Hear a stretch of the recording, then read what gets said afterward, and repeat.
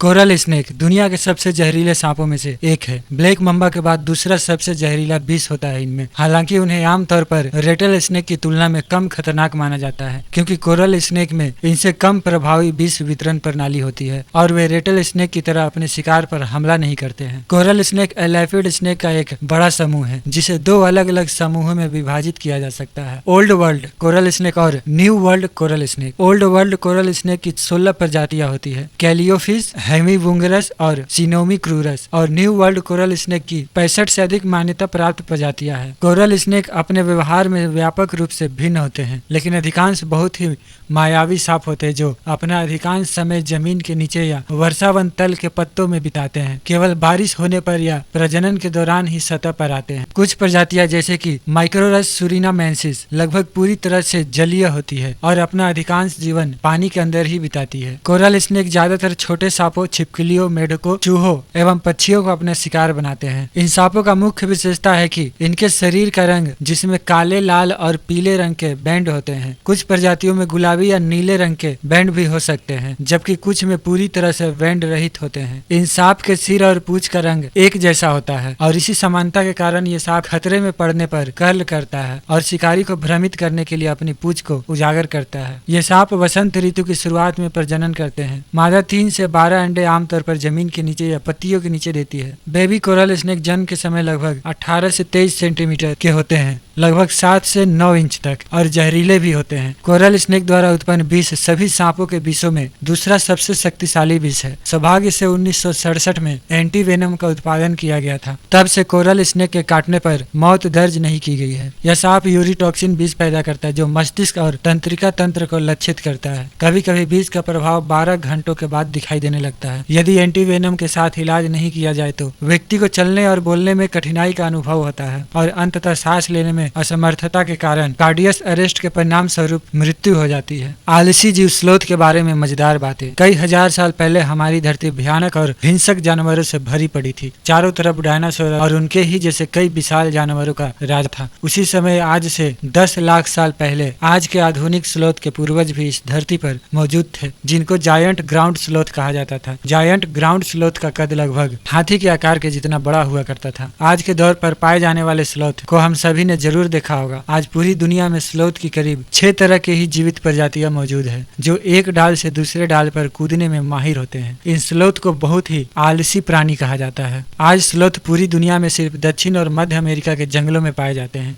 इनके जीवन का ज्यादातर समय ऊंचे पेड़ की डालियों पर ही बीतती है और वो सिर्फ तभी नीचे आते हैं जब उनको मल त्याग करना होता है। हमारे दिमाग में सवाल जरूर आता होगा कि आखिर वो इतना समय पेड़ पर ही क्यों बिताते हैं, जमीन पर क्यों नहीं उतरते? क्योंकि इनके पैर के पंजे में लंबे और मुड़े हुए नाखून होते हैं, जिनके कारण वो जमीन पर तेज भाग नहीं सकते हैं और शिकार हो जाने का खतरा रहता है। अपनी धीमी गति के कारण कोई बड़ा जानवर उसका शिकार न कर ले, इसी कारण से वे ज्यादातर पेड़ पर ही अपना समय बिताते हैं और वहीं पर अपना भोजन करते हैं। स्लोथ पेड़ की पत्तियों को अपने आहार में शामिल करता है। खास बात तो यह है कि वो एक बार में 30 ग्राम से ज्यादा पत्तियां नहीं खा सकता है और उसको पचाने में स्लोथ को लगभग 30 दिन का समय लग जाता है। स्लोथ अपने जीवन का 90% भाग पेड़ पर उल्टा लटक कर ही बिता देता है। स्लोथ एक शाकाहारी जीव है। वजन करीब इनका 4 किलोग्राम के आसपास होता है। ये आकार में ज्यादातर कोआला की तरह लगता है। इनकी गिनती दुनिया में मौजूद सबसे ज्यादा आलसी जीव में होता है। स्लोथ की जमीन पर चलने की ज्यादातर स्पीड 3 मीटर प्रति मिनट होती है। ये अपने सिर को 270 डिग्री तक घुमा सकते हैं। पेड़ पर लटकते हुए ही सो जाते हैं और दिन में 15 से 20 घंटे तक सोते रहते हैं और रात के वक्त टहलने के लिए निकलते हैं, पर वो बिना जरूरत पेड़ से नीचे नहीं उतरते। ज्यादातर स्लोथ का शिकार तभी होता है जब वो मल त्याग करने के लिए पेड़ से नीचे उतरते हैं, क्योंकि वो तेज गति से भाग नहीं सकते। स्लोथ के दुश्मन में सांप, जगुआर, शिकारी पक्षी और अन्य जंगली बिल्लियां शामिल है। वैसे तो स्लोथ का जीवन काल 30 से 40 साल का होता था, लेकिन आज लगभग 40% स्लोथ का इंसान सेल्फी लेने के लिए पकड़कर ले जाते हैं, जिनके कारण उनका जीवन काल सिर्फ 6 महीने ही रह गया है। यदि ऐसा चलता रहा तो एक दिन स्लोथ की प्रजातियां इस धरती से विलुप्त हो जाएगी। सबसे आश्चर्य की बात तो यह है कि स्लोथ बहुत ही अच्छा तैराक भी होते हैं। कई बार ऐसा ऐसा होता है कि वर्षावन में होने की वजह से लटके लटके थक जाते हैं तो हाथ में ग्रिप कमजोर हो जाता है, तो वह पानी में गिर जाते हैं। तैरने की कला के कारण वह आसानी से वहां से तैर कर निकल जाते हैं। इनकी सबसे बड़ी विशेषता यह है कि इनके आगे के पैर नहीं होते बल्कि पंजे होते हैं। यह हर समय आलस से भरे रहते हैं, रात में पत्ते फूल खाकर ही रहते हैं। वह शरीर के लिए आवश्यकता पानी भी उसी पेड़ से प्राप्त कर लेते, इसलिए अक्सर वह ऐसे ही पेड़ों को अपना घर बनाते हैं जो जूसी प्लांट हो। कुछ स्लोथ आकार में कुत्ते के समान होते हैं।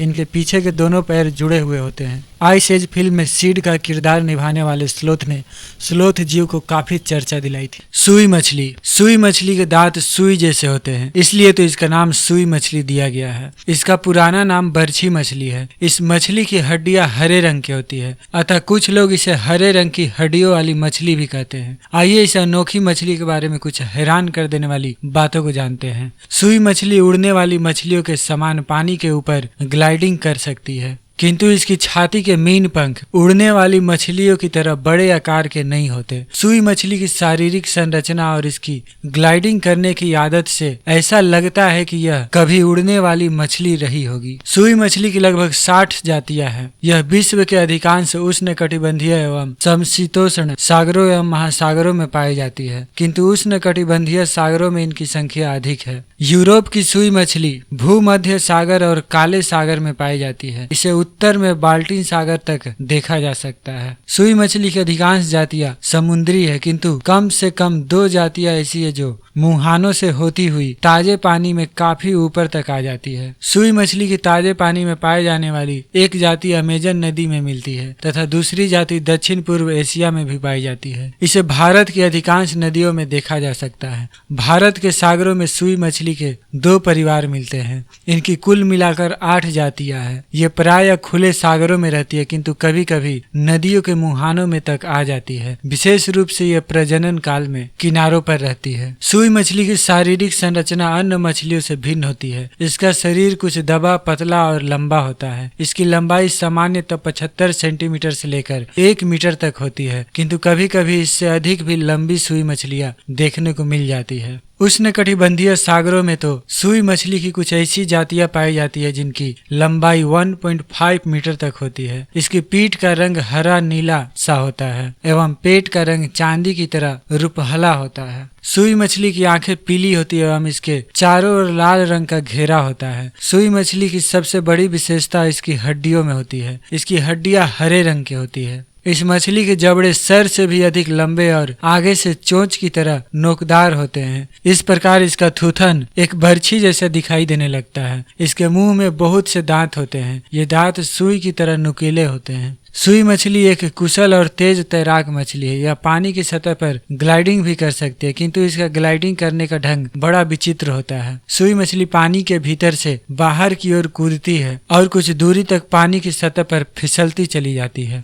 भारत में पाई जाने वाली सुई मछली काफी लंबी होती है, जिसकी लंबाई 45 सेंटीमीटर से 1.5 मीटर तक होती है, किंतु कभी कभी इससे भी अधिक लंबी सुई मछलियां देखने को मिल जाती है। सुई मछली हमेशा झुंड में रहती है और झुंड में ही भोजन करती है। इसका प्रमुख भोजन विभिन्न प्रकार के क्रस्टेशियन और हेरिंग, मैक्रेल एवं सार्डाइन जैसी मछलियां है। यह हमेशा झुंड के साथ सागर की सतह के पास शिकार की तलाश करती है। सुई मछली अनेक समुद्री मछलियों का शिकार करती है, किंतु टूना मछली इसका शिकार करती है। यह टूना मछली का प्रिय भोजन है। सुई मछली बड़ी सामाजिक होती है। कभी कभी यह पानी के भीतर खेल भी करने लगती है। यह प्रायः उछल कर कछुए के पीठ पर सवार हो जाती है और गुलाटी खाते हुए आगे निकल जाती है। यह इसका एक प्रकार का खेल है, किंतु कभी कभी यह शिकार के लिए भी इस प्रकार का करतब दिखाने लगती है और तो कभी इनका भी शिकार हो जाता है।